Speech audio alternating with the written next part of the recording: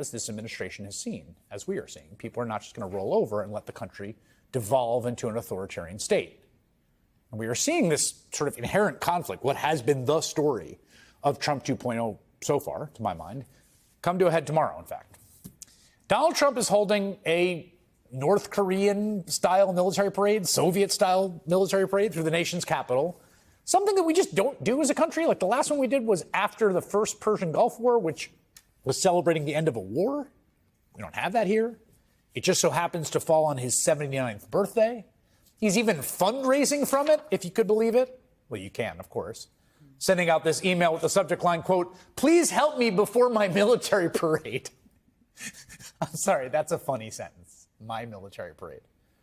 And of course, Donald Trump has already promised, quote, "very heavy force against anyone who would choose to protest his special day." He didn't direct this at rioters or looters or people that broke the law. He said protesters would be met with very heavy force. And so it's not surprising that in places like, say, Florida, officials are out there talking like this. If you throw a brick, a firebomb, or point a gun at one of our deputies, we will be notifying your family where to collect your remains at, because we will kill you graveyard dead. We're not going to play. If somebody's in front of you and they're threatening your vehicle, you just drive. Regardless of the threats, there will be enormous peaceful protests tomorrow, all across the country. In fact, from coast to coast, there will even be a few international protests in solidarity against Donald Trump's desire to rule like a king. In fact, we've been seeing a lot of protests against Donald Trump lately, and you might not know this if you watch the news, right? Writ large. There's this organization called Waging Nonviolence that actually tracks this, and it's a very scrupulous accounting. I got to say, I know the people that do it. They're academics. They're serious folks, right? So look at the blue line on the top. Those are organized nonviolent protests in 2025. They are far outpacing the same metric during Trump's first term. That's the green line on the bottom. More mass mobilization happening.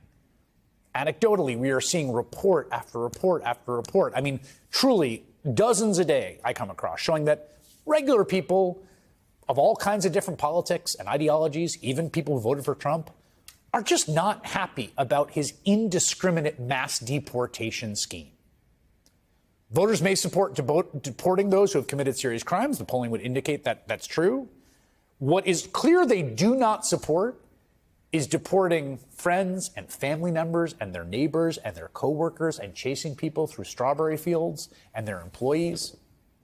People who, in many cases, have lived here for years. In one case of an individual I saw today, he's been here 30 years. He's got kids and grandkids. And again, this isn't conjecture. Polling bearing this out. Earlier this week, Quinnipiac released a poll showing Trump underwater by double digits on both immigration issues and deportations specifically. Today, a new Reuters poll showing much the same. Voters by a margin of 9 points think Trump has gone too far with his deportations. They disapprove of the government arresting local officials who interfere in immigration enforcement by 14 points. They disapprove of how Trump has handled the Los Angeles protests. So my friend Matt, who you guys may know as USMC Angry Vet, was just arrested on the U.S. Capitol steps right here in Washington, D.C.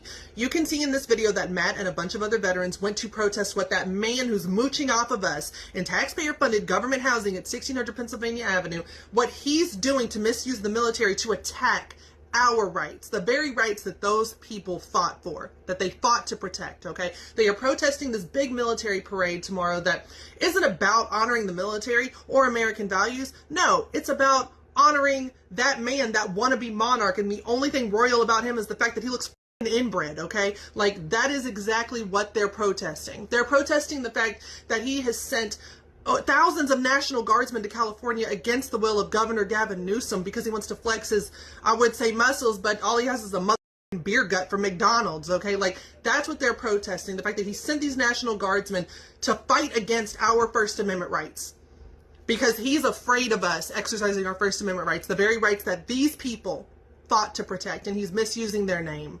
And so they peacefully went over barriers at the U.S. Capitol to have a sit-in on the steps. They didn't damage anything. They did not hurt anybody. They didn't do any of that. They went to go peacefully sit there so that America could see them and understand that they are standing against everything that that draft dodger in the mother white supremacy house is trying to push on us.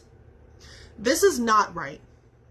I've been told that the veterans will be taken care of from an organization who will ensure that they get out of jail safe and sound. If they don't, you better believe that we're going to raise hell. 60 people detained following anti-ICE veteran protest on Capitol Hill, 1 injured. Several people who appeared to take part in a protest held by veterans were detained on the U.S. Capitol grounds after entering a barrier and running towards the steps of the U.S. Capitol building. A 7 News photographer captured the moment roughly 60 people entered through an opening in the barrier towards the steps of the Capitol shortly before 7 p.m. The group had just concluded a protest in front of the Supreme Court building and were preparing to take photos near the Capitol building when the incident occurred. Just moments before, a group had called for Congress and the Trump administration to stop deploying military forces against recent anti-ICE-related protesters. They also criticized the Army's 250th birthday parade set for Saturday. The group criticized recent cuts to veteran affairs programs as well. Many of those detained wore shirts that read Veterans Against Fascism. U.S. Capitol Police said they were aware of the veterans' protest, which involved roughly 75 people. 7 News cameras caught the moment officers standing behind another gate on the steps of the Capitol building detained several people and pushed one woman down the steps. Shortly after, protesters then began